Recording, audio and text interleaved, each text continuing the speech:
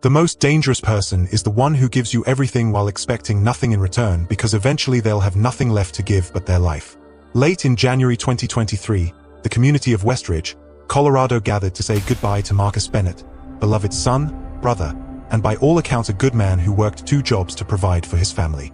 As his casket was lowered into the ground, his wife Vanessa dabbed at her eyes with a monogrammed handkerchief, accepting condolences with dramatic sighs.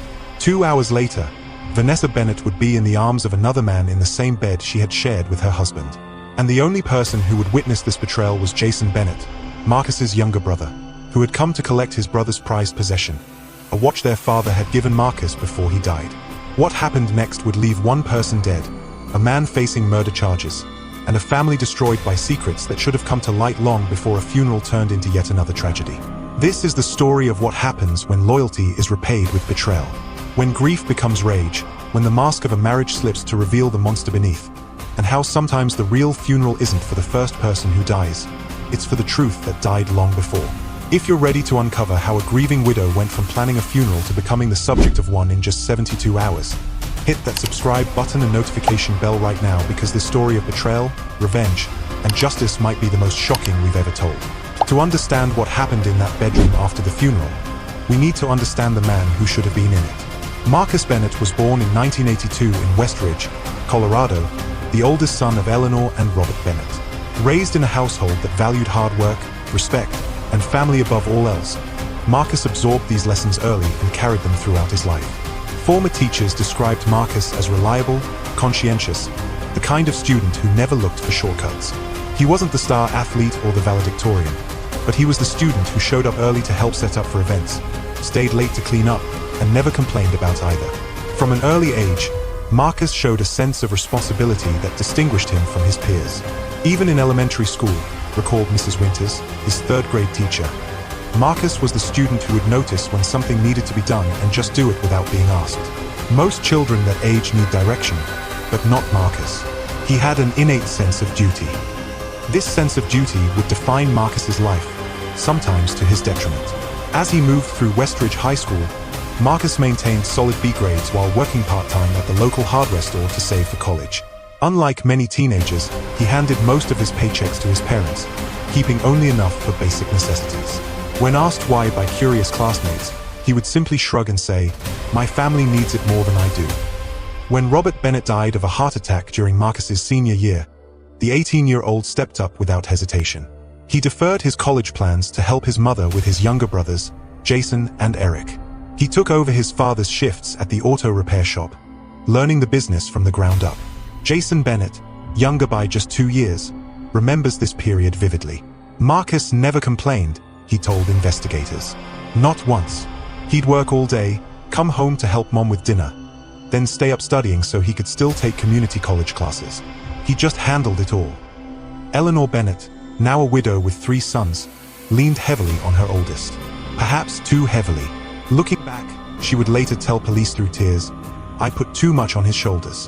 Robert and I had always taught our boys that family comes first, that sacrifice is noble." But Marcus took that lesson to heart in a way that consumed him. The weight of responsibility seemed to age Marcus beyond his years. While his peers were enjoying college parties and finding themselves, Marcus was calculating household budgets and fixing cars. The rare times he did socialize were usually limited to church functions or family gatherings, where he was often found in the kitchen helping with dishes or entertaining younger cousins. "It was like he didn't know how to just be young," said his cousin Rachel. "My friends would comment on how mature he was, how different from other guys his age. At the time, we thought it was admirable. Now I wonder if we should have encouraged him to think of himself more." Despite these burdens, Marcus managed to complete his associate's degree in business management through night classes spread over 4 years. By the time he turned 23, he had worked his way up from mechanic to assistant manager at Colorado Motors, the same shop where his father had once worked. Robert would have been so proud, his former boss, Mike Holloway, told local news after Marcus's death. "That kid came in knowing nothing about cars and worked harder than men twice his age until he knew everything. Never asked for praise, never complained about the long hours. Just kept his head down and did the work." It was around this time that the Bennett family dynamics began to shift. Jason had graduated high school and found work as an electrician's apprentice. The youngest brother, Eric, was in his final year of high school with a basketball scholarship to the University of Colorado on the horizon. Eleanor had secured full-time work as an administrative assistant at the local hospital, providing stable income and health insurance for the family. For the first time since his father's death, Marcus had the opportunity to focus on his own future. Friends and family encouraged him to pursue his long-deferred dreams, perhaps finish his bachelor's degree or take the vacation he'd always talked about. Instead, Marcus channeled his energy into saving for a home, working overtime to build a substantial down payment. He told me he wanted to have something solid before he even thought about dating seriously, Jason recalled. That was Marcus, always planning 3 steps ahead, always making sure the foundation was secure before building anything on it. By the time Marcus turned 28, he had achieved his goal. The modest 3-bedroom ranch house in a quiet Westridge neighborhood wasn't luxurious, but it represented everything Marcus valued: security, stability, and the promise of future family gatherings in a space he could call his own. The home, purchased entirely through his own efforts without family assistance, became a source of quiet pride for Marcus. It was at this pivotal moment in his life that fate introduced him to Vanessa Parker, a decision that would ultimately lead to his demise. Vanessa entered Marcus's life in 2010 at a time when he had finally established himself.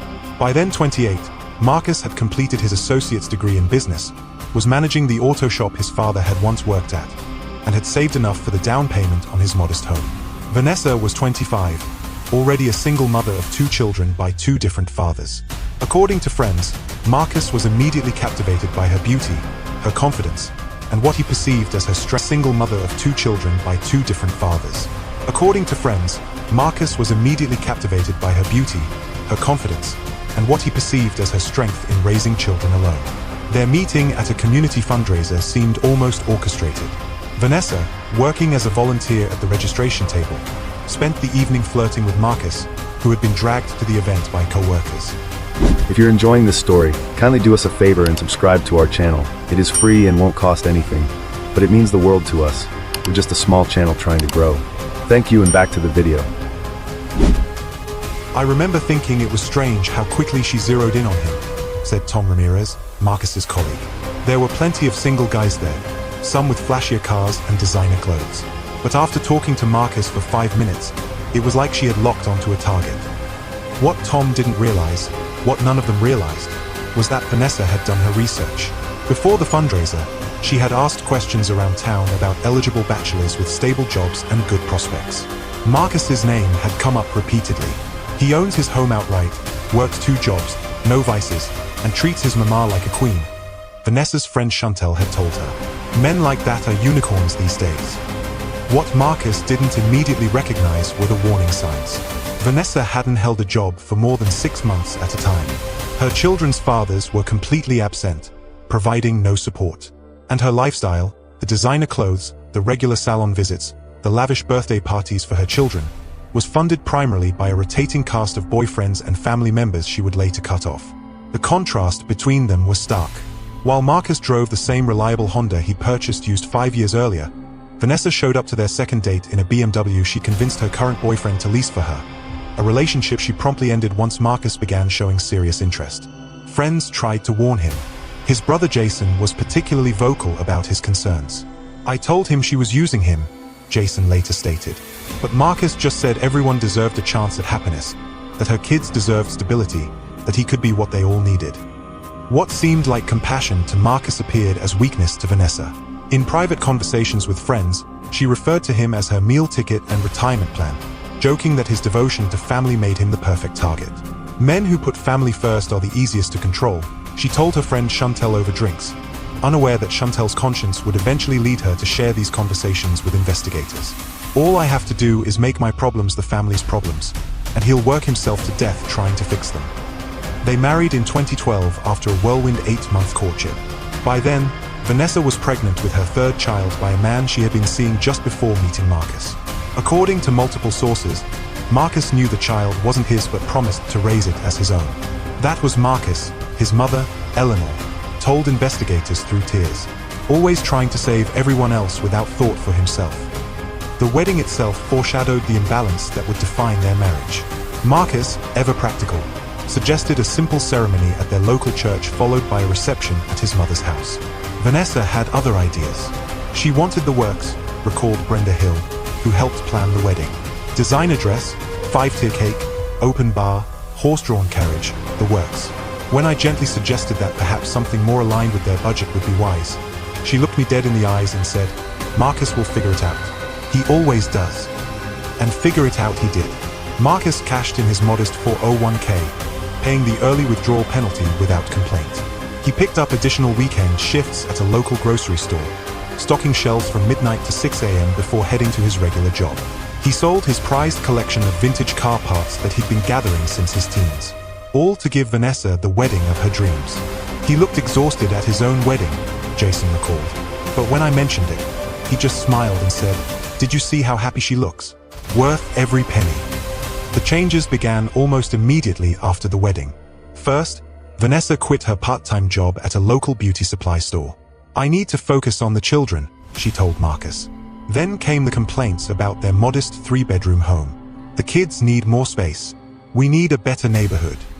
To meet these new expectations, Marcus took on a second job as a night security guard at a local warehouse. His already long days stretched longer. What most troubled Marcus's family and friends was how quickly Vanessa began to isolate him from his support system. Sunday dinners at Eleanor's house, a tradition that had sustained the Bennett family through the hardest times, suddenly became inconvenient. First, it was every other Sunday, Eleanor explained. Then monthly. Then just holidays. Eventually, we were lucky if we saw him twice a year, and never without her. Invitations for fishing trips with his brothers were declined.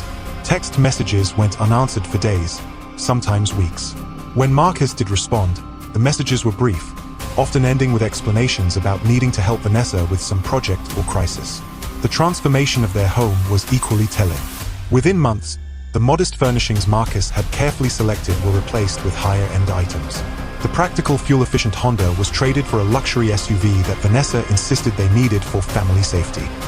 Credit card statements would later reveal that Vanessa spent an average of $3,000 per month on clothing, beauty treatments, and home decor, all while Marcus worked 70-hour weeks to keep up with the bills. Friends who were once close reported seeing him less and less. Meanwhile, Vanessa's demands increased. There were expensive hair extensions, weekly nail appointments, Botox treatments, designer clothes. When asked by family how they could afford these luxuries, Vanessa would vaguely reference investments or side businesses that never seemed to materialize. More concerning to those who loved Marcus was his growing isolation. Family dinners became less frequent. Calls went unanswered. His once close relationship with his brother Jason became limited to brief meetings when Marcus could sneak away. His own words. According to Jason, despite Vanessa's attempts to separate Marcus from his family, the bond between the brothers remained. Jason made it his mission to maintain contact, showing up at the auto shop during lunch breaks or arranging quick coffees when Marcus was between jobs. "I knew something wasn't right," Jason later told police. "My brother was disappearing into this life where he just worked and handed over paychecks. But he wouldn't hear anything against her. It was like he'd committed to this path and couldn't admit it was destroying him." These clandestine meetings revealed troubling patterns. Marcus would arrive looking increasingly haggard, dark circles under his eyes growing more pronounced with each visit. He lost weight, his once robust frame becoming gaunt. But most alarming was the change in his spirit. The quiet confidence that had defined him was replaced by nervous energy, his eyes constantly checking the time, his attention divided as though he was mentally calculating what tasks awaited him at home. He jumped every time his phone buzzed, Jason recalled. Once, we were having coffee, and he got a text from Vanessa asking where he'd put the remote control. He literally left mid-conversation to drive home and find it for her. 20 minutes later, he came back apologizing, like he'd committed some terrible offense by having coffee with his own brother. By 2022, the physical toll was becoming evident. Medical records show Marcus's doctor warned him about high blood pressure, stress-related symptoms, and exhaustion. He was prescribed medication he often couldn't afford to fill. During one medical appointment that Marcus attended alone, his doctor noted concerns about potential emotional abuse. Patient exhibits signs of extreme stress and anxiety when discussing home situation, the medical notes read. Becomes defensive when asked about relationship dynamics. Recommends psychological evaluation, but patient declines, stating he doesn't have time for that. Multiple witnesses report seeing him falling asleep at church, at family events, even once at a stoplight. While Marcus worked himself to exhaustion, Vanessa's social media told a different story. There were girls' trips to Denver, shopping sprees in Boulder, spa weekends, all while Marcus covered shifts and cared for her children. These social media posts became a source of torment for Marcus's family, who watched helplessly as Vanessa documented her lavish lifestyle, funded by Marcus's labor, while he deteriorated physically and emotionally. She'd post these photos of herself at some resort spa with hashtags like #blessed and #Addict, Eleanor Bennett said. Meanwhile, my son was working himself into an early grave to pay for it all. Perhaps the most revealing moment came during Christmas 2022, just weeks before Marcus's death. The family had gathered at Eleanor's home, a rare occasion when Vanessa agreed to attend a family function. Marcus arrived late, coming directly from his second job, carrying armfuls of expensive gifts that Vanessa had selected. She didn't even help him carry them in, Eric, the youngest brother, recalled. Just sat on the couch on her phone while he made 3 trips to the car. When he finally sat down, she handed him a list of things she wanted him to pick up on the way home. When it came time to exchange gifts, Vanessa presented Marcus with a tie, purchased, as credit card statements would later reveal, with his own money. Marcus gave her a diamond tennis bracelet that he had been making payments on for 6 months. The look on his face when she barely glanced at him before going back to her phone, Eric said, voice breaking. That's when I knew something was seriously wrong. But when I tried to talk to him about it later, he just changed the subject. The last photo of Marcus Bennett was taken just 3 days before his death at his auto shop's holiday party. Co-workers described him as upbeat as always, but noted he looked like he hadn't slept in years. No one knew these would be his final days. On January 9, 2023, Marcus Bennett arose at 5 a.m., as he did every morning. According to cell phone records and witness statements, he prepared breakfast for Vanessa's children, now teenagers who, by all accounts, had come to love and respect the man who had raised them despite having no biological connection. Tara, Vanessa's oldest daughter, later told investigators, "He made sure we had everything we needed for school. Mom was always still asleep. He checked our homework, signed permission slips, all that. He did it all." The morning routine had become second nature to Marcus. He would wake first, shower quickly, then prepare a hot breakfast for the children, something he insisted on despite their protests that cereal would suffice. He told me once that his dad always made sure they had a hot breakfast, no matter what, Tara recalled. He said it was one way to show love when you don't have much else to give. I didn't understand what he meant then. After breakfast, Marcus would pack lunches, meticulously including notes of encouragement that the teenagers pretended to find embarrassing but secretly treasured. He would then drive them to school, using the commute time to ask about their plans, their friends, their dreams, conversations that Vanessa rarely engaged in. The last communication between Marcus and Vanessa was a text exchange at 7:23 a.m. after he had dropped the children at school and arrived at the auto shop. "Marcus, don't forget I left the light bill money on the counter. It's due today." "Vanessa, I need more than that. Getting my hair done at 11 o'clock. I don't get paid till Friday. The bill has to be paid today or they'll cut it off again. Figure it out. You know how important this appointment is. I've been waiting 3 weeks." According to co-workers, Marcus spent his lunch break at a check cashing place, taking out a high-interest loan to cover both the utility bill and Vanessa's salon appointment. It was his third such loan in 2 months. He looked defeated when he came back, recalled Sarah Williams, the shop's receptionist. "I asked if everything was okay, and he just gave me that smile. You know, the one that doesn't reach his eyes, and said, 'It will be.' Those were the last words he ever said to me." At approximately 3:47 p.m., security footage from the auto shop shows Marcus rolling out from under a car, clutching his head. He attempted to stand, staggered, and collapsed. Co-workers called 911 immediately, but by the time paramedics arrived, Marcus Bennett was unresponsive. At West Ridge Memorial Hospital, doctors worked for over an hour to stabilize Marcus, who had suffered a massive stroke. Medical records would later confirm what his doctor had warned. Years of untreated high blood pressure, chronic stress, and exhaustion had created a ticking time bomb in his brain. His blood pressure was dangerously high, Dr. Patel, the attending physician, noted in his report. Based on his condition and symptoms, this hadn't developed overnight. This was the culmination of years of sustained stress and inadequate medical care.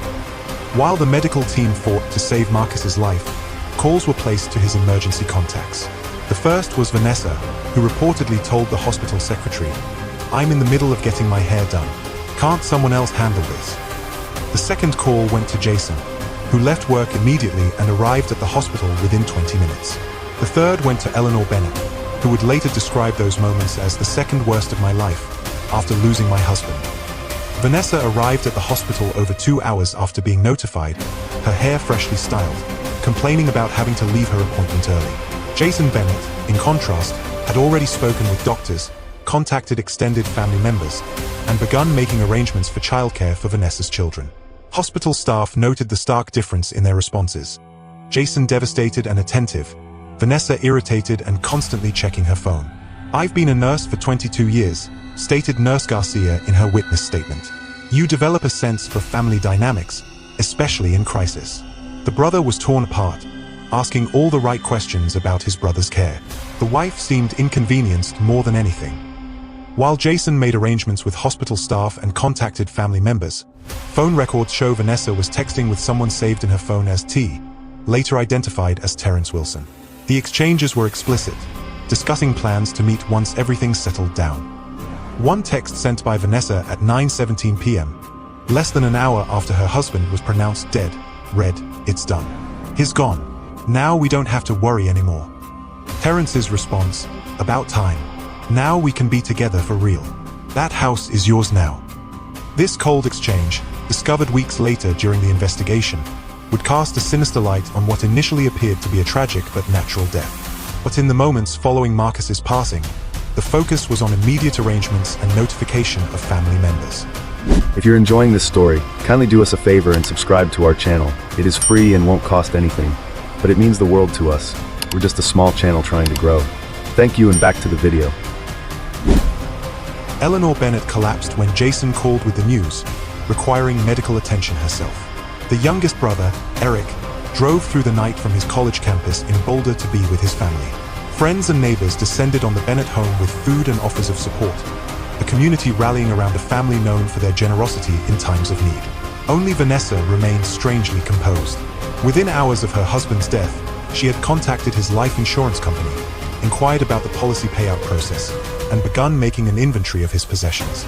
"She asked me about his retirement accounts before I'd even had a chance to process that he was gone," Jason later told investigators. Who does that? In the days following Marcus's death, Vanessa's behavior raised eyebrows. She argued with the funeral director about costs despite Marcus having a life insurance policy specifically for funeral expenses. She rushed arrangements, opting for the earliest possible service date. According to the children, Vanessa spent more time going through Marcus's financial documents than grieving. Tara reported overhearing her mother on the phone discussing the life insurance payout and how soon the check would come. She was already talking about remodeling the house, Tara told police. "Dad, I mean Marcus, wasn't even buried yet, and she was picking out new furniture online." Throughout this period, communication between Vanessa and Terrence Wilson intensified. They exchanged over 200 text messages in the 3 days between Marcus's death and funeral. Many discussed their future plans, including renovations to the house and what to do with Marcus's possessions. Perhaps most disturbing were the messages discussing Marcus's children, not as grieving family members, but as potential obstacles to their plans. "What about the kids?" Terrence texted on January 11th. "They gonna be a problem?" Vanessa's response was chilling in its callousness. "They'll deal. The older two are almost out of the house anyway. The little one doesn't even remember her real dad. She'll adjust." For teenagers who had just lost the only stable father figure they'd ever known, such dismissal would prove devastating. Particularly for 10-year-old Lily, who had never known her biological father and had grown up believing Marcus was her parent by blood. Marcus Bennett's funeral was held at Grace Community Church, where he had attended since childhood. By all accounts, it was well attended, a testament to the many lives he had touched through his kindness, work ethic, and generosity. Multiple attendees later commented on Vanessa's appearance, a designer black dress that several people described as more appropriate for a cocktail party than a funeral, 6-inch heels, diamond earrings Marcus had worked overtime for months to purchase, and freshly applied acrylic nails in a deep burgundy. Throughout the 2-hour service, witnesses reported Vanessa checking her phone repeatedly, sighing audibly during longer eulogies, and appearing impatient rather than grief-stricken. The eulogy delivered by Marcus's brothers painted a portrait of a man whose generosity knew no bounds. Eric spoke of childhood memories, Marcus sacrificing his own Christmas presents to ensure his younger brothers had what they wanted. Jason recounted how Marcus had paid for his electrician's certification when their mother couldn't afford it. When Jason delivered a moving tribute to his brother, security cameras caught Vanessa rolling her eyes. Jason's words would later seem prophetic. "My brother gave everything he had to those he loved," he said, voice breaking. "He gave until there was nothing left to give but his life itself. And in the end, that's what it cost him, his very life." The service concluded with a video montage of Marcus's life, from childhood photos of a grinning boy with his brothers to recent images of family gatherings. Conspicuously absent were photos of Marcus and Vanessa together, a detail that several attendees noted. When questioned about this later, the memorial video creator explained that Vanessa had provided only a single photo of herself with Marcus, despite requests for more. After the burial, tradition called for a repast at the Bennett family home, where mourners would gather to share memories and support the family. However, Vanessa cut this short, telling guests she was too overwhelmed to host for long, despite Eleanor and her daughters-in-law having prepared all the food. By 2:45 p.m., Vanessa had ushered the last guest out, including Marcus's immediate family. She claimed she needed to rest, but phone records show she immediately called Terrence Wilson, who was waiting nearby. "The coast is clear," she told him. "Bring champagne. The good stuff. We're celebrating." Meanwhile, Jason Bennett realized he had forgotten to collect a personal item of immense sentimental value, a vintage Omega watch that had belonged to their father, which Marcus had worn every day until his hospitalization. "It wasn't about the monetary value," Jason later explained. "That watch was the last thing our dad gave Marcus before he died. I couldn't bear the thought of Vanessa selling it or giving it to someone else. I knew my brother would want me to have it." The watch represented more than just a timepiece. Robert Bennett had received it as a gift from his own father upon becoming a father himself. He had passed it to Marcus on his 18th birthday with the understanding that it symbolized the continuity of family responsibility. Marcus had treasured it, having it carefully serviced every year despite the cost. At approximately 3:30 p.m., just 2 hours after Marcus's funeral ended, Jason and his friend Darian Miller arrived at the Bennett home. They noticed an unfamiliar Dodge Charger parked down the street but thought nothing of it at the time. Darian stayed in the car while Jason approached the house. When he reached the front door, he noticed it was slightly ajar, unusual, especially on the day of a funeral when visitors might be expected. "I knocked and called out Vanessa's name," Jason later stated in his police interview. "When there was no answer, I got concerned. A door left open in that neighborhood wasn't safe, especially with my brother's belongings still inside." Jason pushed the door open further and stepped inside, calling out once more. The house was quiet except for faint sounds coming from the back, music playing low, then unmistakable laughter. "My first thought was that maybe she was having some kind of breakdown," Jason told detectives. "People grieve in different ways. I thought maybe she was watching videos of my brother or something to cope." Concerned both about Vanessa's emotional state and the unsecured house, Jason made his way down the hallway toward the master bedroom where the sounds were coming from. As he got closer, he could see the bedroom door was partially open, a sliver of light spilling into the darkened hallway. What Jason Bennett witnessed next would change multiple lives forever. Through the doorway, he saw Vanessa, still in her funeral outfit minus the shoes, straddling a shirtless man, later identified as Terrence Wilson. They were sharing a bottle of champagne, the bed still covered with the same sheets Marcus had slept in just days earlier. "I couldn't process what I was seeing," Jason later told police. "My brother wasn't even cold in the ground. We had just buried him hours ago. And there she was with this man, laughing, drinking, celebrating." The shock quickly gave way to rage. Jason pushed the door open fully, startling the couple. Vanessa scrambled off Terrence's lap, but rather than showing shame, her expression shifted to one of irritation. "What are you doing in my house?" she demanded, reaching for a robe. "You can't just walk in here." "Your house," Jason responded, his voice hoarse with emotion. "This is my brother's house. The brother we just buried today. What the hell is wrong with you, Vanessa?" The exchange escalated quickly. Jason reminded Vanessa that his brother had just been buried. According to his statement, Vanessa's response was chilling in its callousness. "Marcus is dead. Get over it. I have to move on with my life. I need someone who can give me all this now." At this point, Terrence Wilson inserted himself into the confrontation.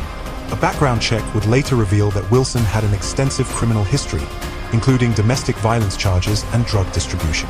Standing at 6 feet 4 inches and weighing approximately 240 pounds, he physically intimidated the smaller Jason. "Get out before I make you regret coming here," Wilson reportedly threatened. "This is Vanessa's house now. You and your family ain't welcome." What Terrence Wilson didn't know was that Jason Bennett, despite his smaller stature, had served 4 years in the military before becoming an electrician. His combat training would prove decisive in the confrontation that followed. The confrontation quickly escalated to violence. Terrence lunged at Jason, shoving him against the hallway wall. Jason, though outweighed by at least 50 pounds, fought back with the adrenaline of rage and grief. As the two men grappled, Vanessa followed behind them, screaming at Jason to get out while urging Terrence to teach him a lesson. The struggle moved chaotically through the house, knocking over the memorial photos of Marcus that had been displayed at the funeral just hours earlier. A side table shattered as Terrence slammed Jason into it, leaving Jason with a broken nose and cuts across his face. But Jason wasn't fighting to win, he was fighting to survive. When Terrence pinned him against the wall, Jason bit down hard on the man's forearm, causing Terrence to howl in pain and momentarily loosen his grip. Taking advantage of the distraction, Jason broke free and stumbled toward the front door, with Terrence in pursuit, blood streaming from both men as the confrontation spilled out onto the front lawn. Seeing the altercation, Darian Miller exited the vehicle and ran to assist his friend. This seems to have triggered an escalation from Terrence Wilson, who according to multiple witnesses shouted, "I've got something for both of you." Security footage from a neighbor's doorbell camera shows Terrence Wilson running to the Dodge Charger parked down the street and retrieving what appears to be a handgun from the glove compartment. Vanessa can be seen on the lawn pointing toward Jason and Darian, who were attempting to retreat to their vehicle. The neighbor, Mrs. Henderson, a retired schoolteacher who had known the Bennett family for decades, began recording the incident on her phone while dialing 911. Her testimony and video evidence would prove crucial in the investigation that followed. "I couldn't believe what I was seeing," Mrs. Henderson later testified. "This was a quiet neighborhood. The Bennetts were good people. And here was this chaos erupting on their front lawn, with poor Marcus not even in the ground 24 hours. What happened next occurred in a matter of seconds. Terrence Wilson, gun in hand, ran back toward the house where Jason and Darian were now backing away with their hands up. Vanessa moved toward Wilson, either to stop him or to join him. Witness accounts differ. Wilson fired one shot, which missed its intended target of Jason Bennett. As he adjusted to fire again, Vanessa moved into the line of fire, perhaps attempting to position herself between the men or to grab the gun. The second shot struck Vanessa in the neck. She collapsed immediately. Darian Miller, who had first aid training from his military service, rushed to apply pressure to the wound while Jason called 911. According to the call transcript, Jason's first words to the dispatcher were, "Please help. My brother's wife has been shot. Please hurry." In the confusion, Terrence Wilson fled the scene in the Dodge Charger, taking the weapon with him. He would be apprehended approximately 6 hours later at a motel outside of Denver, attempting to cross state lines. Responding officers arrived within minutes, securing the scene and facilitating emergency medical transport for Vanessa. Detective Rachel Mendoza, a 12-year veteran of the West Ridge Police Department, would later describe it as one of the most bizarre crime scenes I've ever processed. "Here was this home with funeral flowers still on the porch," she noted in her report. Inside, champagne glasses on the bedside table beside framed photos of the deceased, wedding pictures on the walls, and in the middle of the living room, a woman in funeral attire bleeding out on an oriental rug. Nothing about it made sense until we started digging. Vanessa was transported to West Ridge Memorial Hospital, ironically, the same hospital where her husband had died just 3 days earlier. She suffered catastrophic blood loss and oxygen deprivation to the brain. Though surgeons were able to repair the physical damage to her carotid artery, the neurological damage was irreversible. For 3 days, Vanessa remained on life support while her children, parents, and surprisingly Marcus's family maintained a vigil. Family dynamics shifted dramatically during this period, with previously hidden tensions emerging. The hardest part was watching her children, Eleanor Bennett later told reporters. "Whatever Vanessa had done, however she had treated my son, those kids were innocent.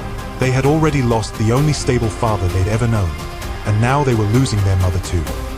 1 week later, Vanessa Bennett was pronounced dead. The cause was listed as gunshot wound to the neck with resulting cerebral anoxia. She was 38 years old. In the aftermath of Vanessa's death, custody of her children became an immediate concern. The oldest 2 teenagers, Tara, and Michael, had extended family on their father's side who came forward. 10-year-old Lily, however, had no biological relatives willing to claim her. It was heartbreaking, social worker Pauline Daniels recalled. This little girl had just lost both parents in the span of a week. The only stable home she'd ever known was gone. And there she was, sitting in the hospital waiting room with a small backpack of belongings, asking when she could go home. In a surprising turn of events, Eleanor Bennett petitioned for temporary guardianship of Lily. Despite the circumstances surrounding Vanessa's death and her treatment of Marcus, Eleanor couldn't bear the thought of the child entering the foster system. Marcus loved that little girl like she was his own, Eleanor explained. He wouldn't want her to suffer because of adult problems. What kind of grandmother would I be if I turned my back on a child my son had raised and loved? The court granted Eleanor temporary custody while permanent arrangements were considered. The decision wasn't without controversy. Vanessa's parents objected strongly, arguing that Eleanor's family was too closely tied to the tragedy. But character testimonials from community members and Lily's own stated preference to stay with Grandma Bennett swayed the judge's decision. If you're enjoying this story, kindly do us a favor and subscribe to our channel. It is free and won't cost anything, but it means the world to us. We're just a small channel trying to grow. Thank you, and back to the video. As detectives investigated the shooting, they uncovered evidence that would cast the case in an entirely different light. A forensic examination of Marcus and Vanessa's electronic devices revealed a relationship between Vanessa and Terrence Wilson dating back at least 18 months. The affair had not been casual. Hotel receipts showed weekly meetings, often during hours when Marcus was working his second job. Financial records revealed Vanessa had been transferring money to Wilson, funds that came directly from Marcus's accounts. In the 6 months before Marcus's death, these transfers totaled over $17,000. We were able to trace a pattern of systematic financial exploitation, Detective Mendoza explained. Vanessa would claim various emergencies, car repairs, medical bills for the children, school expenses, and Marcus would provide the money without question. Bank records show those funds being immediately transferred to Wilson's account or withdrawn as cash. More disturbing were text exchanges discussing Marcus's health and specifically his life insurance policy. In a message dated November 2022, Vanessa wrote, "Doctor says his BP is through the roof. Matter of time before something happens. Then we get the $250,000 and can do whatever we want." Terrence's response, "Need to make sure he keeps working both jobs. More stress equals faster results." The investigation expanded to include Marcus's medical records, which revealed a troubling pattern. His doctor had prescribed blood pressure medication and recommended stress reduction, including potentially leaving his second job. Pharmacy records showed irregular filling of prescriptions, with gaps that aligned with periods when Vanessa had major expenses. The evidence suggests she was actively preventing him from taking medication that could have saved his life, explained District Attorney Lawrence Thompson. While perhaps not murder in the traditional sense, there appears to have been a deliberate effort to exacerbate his health conditions. Perhaps the most heartbreaking testimony came from Vanessa's oldest daughter, Tara. Now in the care of her biological father, who had reconnected following the tragedy, the 17-year-old provided investigators with insights into the household dynamics. "Mom was always telling Marcus he wasn't doing enough," Tara told detectives. "No matter how hard he worked, it was never good enough. She'd hide his blood pressure medication sometimes, saying we couldn't afford it, then go get Botox the same day." Tara described witnessing her mother flush Marcus's medication down the toilet on multiple occasions, claiming it was too expensive, while simultaneously ordering luxury items online. When Marcus would mention feeling unwell, Vanessa would accuse him of exaggerating to avoid work or family obligations. The week before he died, he was having these really bad headaches, Tara recalled, tears streaming down her face. He could barely see straight sometimes.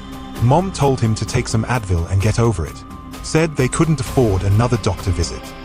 Michael, Vanessa's 15-year-old son, corroborated his sister's account and added disturbing details of his own. He described overhearing his mother on the phone with Terrence, discussing Marcus's deteriorating health with what seemed like anticipation. She'd say things like, "He's looking worse every day or it won't be much longer now," Michael stated. "I didn't understand what she meant then. I thought she was worried about him. Now I know she was waiting for him to die." The teenagers also revealed that Vanessa had begun moving Marcus's belongings to the garage in the weeks before his death, claiming she was decluttering the house. In reality, she was making space for Terrence to move in, a plan they had apparently been discussing for months. Though Marcus's death had initially been ruled natural causes, these revelations prompted a secondary examination. While the medical examiner couldn't definitively classify it as homicide, they noted that systematic psychological abuse and deliberate interference with necessary medical treatment likely contributed significantly to the dissident's fatal condition. As the investigation deepened, the community of Westridge found itself divided. Many who had known Marcus since childhood were outraged, demanding justice for a man they viewed as having been exploited to death. Others questioned how much responsibility Vanessa truly bore for a medical event that might have occurred regardless of her actions. Local media coverage intensified as details of the case emerged. The Westridge Gazette ran a front-page story titled "Till Death Do Us Part," the tragic exploitation of Marcus Bennett, detailing the financial and emotional manipulation that had characterized his marriage. Talk radio shows debated whether Vanessa's actions constituted murder, manslaughter, or simply immoral behavior. Community forums and social media groups became battlegrounds where Marcus's supporters and Vanessa's defenders clashed over issues of personal responsibility, marriage obligations, and the definition of abuse. The case prompted broader discussions about financial abuse in relationships, particularly involving men, who are often less likely to report such exploitation.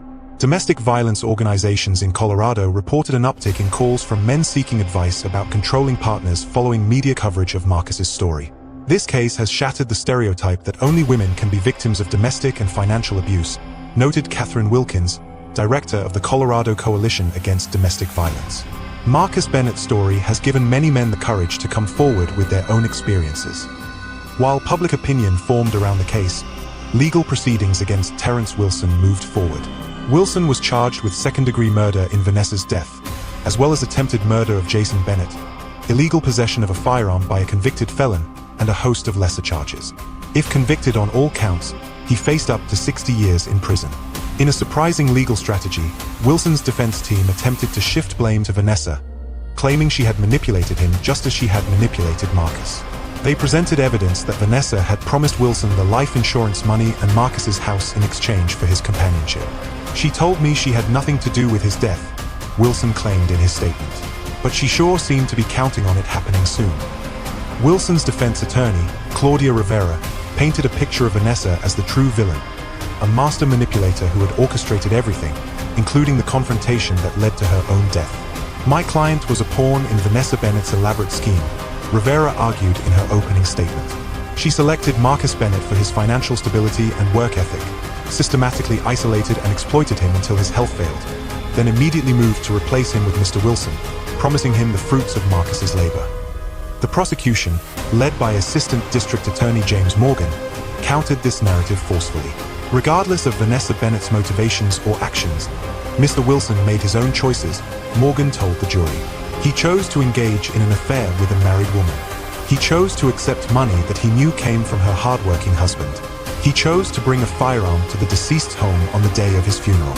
And most critically, he chose to discharge that weapon, resulting in Vanessa Bennett's death.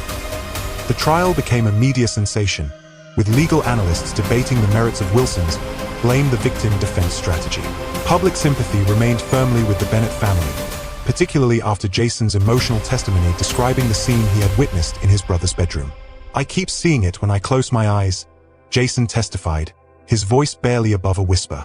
"My brother worked himself to death for that woman, and she couldn't even wait until his body was cold before replacing him. The champagne, the laughter, it was like they were celebrating his death." The prosecution's case was strengthened by the text message exchanges between Wilson and Vanessa, which demonstrated not only their affair but their apparent anticipation of Marcus's death. Financial records showing Wilson's acceptance of funds traced directly to Marcus's accounts established a clear pattern of exploitation. Wilson's criminal history worked against him as well. Previous domestic violence charges suggested a pattern of volatile behavior, while his status as a convicted felon in possession of a firearm undermined defense claims that he had acted impulsively rather than with premeditation. Halfway through the trial, in a move that shocked the courtroom, Terrence Wilson abruptly changed his plea to guilty on all charges except the attempted murder of Jason Bennett, which was reduced to aggravated assault. Legal experts speculated that the overwhelming evidence and negative public sentiment had convinced Wilson and his attorneys that a jury verdict would likely result in maximum sentencing. Later that year, after a 3-week trial and Wilson's mid-trial guilty plea, Judge Patricia Faulkner delivered her sentence, 40 years with possibility of parole after 25. Mr. Wilson, The court cannot ignore the circumstances that brought us here today, Judge Faulkner stated during sentencing. While Ms. Bennett's actions toward her late husband were reprehensible, they do not justify or mitigate your own criminal behavior. You chose to insert yourself into a grieving family's life with tragic consequences. For Jason Bennett, the verdict brought mixed emotions. "Nothing brings my brother back," he told reporters outside the courthouse, his mother and younger brother standing supportively at his side. Marcus deserved so much better than what he got. He gave everything to people who just took and took until there was nothing left. The aftermath of the trial brought significant changes for all involved. The Bennett family established the Marcus Bennett Foundation, which provides education about financial abuse and supports victims regardless of gender. The foundation's first initiative funded a financial literacy program at Westridge High School, teaching young people to recognize the warning signs of financial exploitation in relationships. Eleanor Bennett, now raising 10-year-old Lily, found purpose in continuing Marcus's legacy of generosity while advocating for greater recognition of male victims of domestic abuse. Lily, though still processing the trauma of losing both parental figures, thrived under her grandmother's care and became an ambassador for the foundation, speaking to youth groups about healthy relationships. Jason Bennett used his portion of Marcus's life insurance payout, which investigators determined Vanessa had not been able to change the beneficiaries on, to open his own electrical contracting business, naming it Bennett Brothers in honor of Marcus.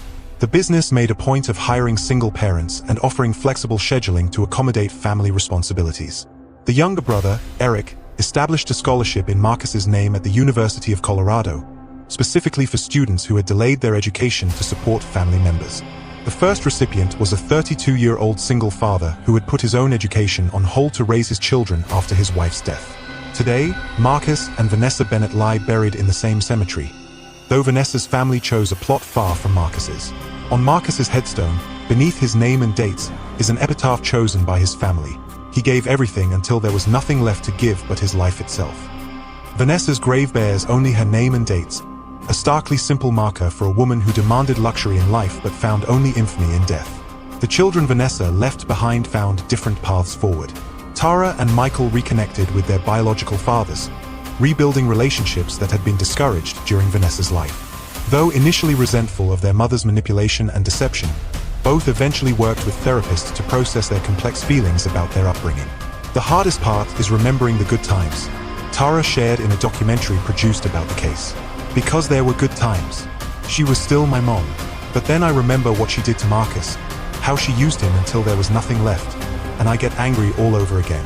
I'm still trying to reconcile those two versions of her." Lily, who has now taken the Bennett name legally, keeps a photo of Marcus, the only father she ever knew, beside her bed. Though her memories of him have begun to fade with time, the stories told by Eleanor and Marcus's brothers keep his spirit alive for her. "He taught me how to ride a bike," she told an interviewer on the second anniversary of his death. "He never yelled, even when I fell and scratched his car. He just helped me up and told me everyone falls sometimes. But the important thing is getting back up." The case of Marcus and Vanessa Bennett has been studied in criminal justice and psychology courses across the country. It has become a touchstone for discussions about the less recognized forms of domestic abuse, financial exploitation, emotional manipulation, medical neglect, particularly when the victims are men. Legislative change came as well. The state of Colorado passed Marcus's law in 2024, expanding the definition of domestic abuse to explicitly include financial exploitation and medical neglect, and providing enhanced penalties when such abuse results in serious bodily harm or death. The tragedy of Marcus Bennett isn't just that he died too young, or even that his death might have been hastened by those who should have loved him most. The true tragedy is that throughout his life, Marcus never realized his own worth beyond what he could provide for others. He was raised to believe that a man's value lies in his ability to sacrifice for his family, a noble principle that, when exploited by the wrong person, became a weapon used against him. While Vanessa and Terrence saw him as merely a means to financial security, they failed to recognize the genuine treasure they had, a man of integrity, compassion, and unwavering commitment. "My son believed in the traditional values his father taught him," Eleanor reflected on the third anniversary of Marcus's death. "Work hard, take care of your family, keep your promises. Those aren't bad values, but they need to be reciprocated. They need to exist within relationships built on mutual respect and love, not exploitation." The story of Marcus Bennett serves as a powerful reminder that giving should have limits, that self-sacrifice should not come at the expense of self-preservation. It reminds us to check on our strong friends, the ones who never complain, the ones who are always there for others. Because sometimes, beneath that strength lies a vulnerability that those with ill intentions are all too willing to exploit. If this story moved you, take a moment to subscribe and share it with someone who needs to hear that their value isn't in what they provide, but in who they are. Leave a comment below about the red flags Vanessa showed that Marcus missed, or how you think justice was or wasn't served in this case. Because sharing these stories might just help someone recognize the Vanessas and Terrences in their own lives before it's too late.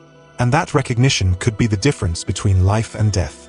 But perhaps the most enduring legacy of Marcus Bennett's story is the conversations it started, in homes, in classrooms, in therapists' offices, about the true meaning of love versus exploitation, about the importance of setting boundaries even with those we care for deeply, and about recognizing that sometimes the most dangerous predators aren't strangers in dark alleys, but partners sharing our beds.